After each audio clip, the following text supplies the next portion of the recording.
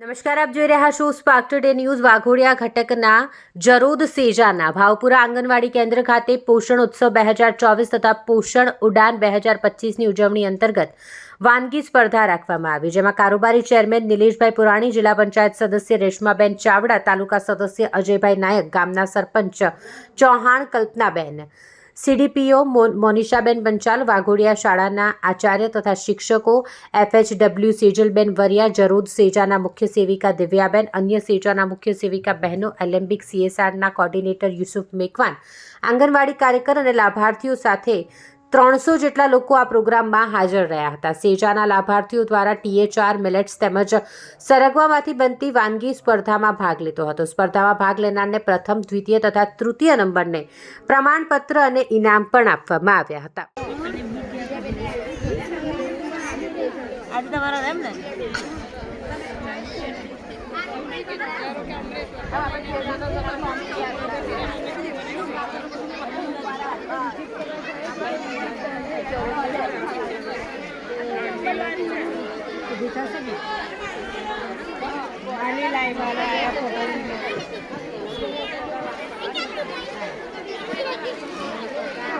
खाली बताओ।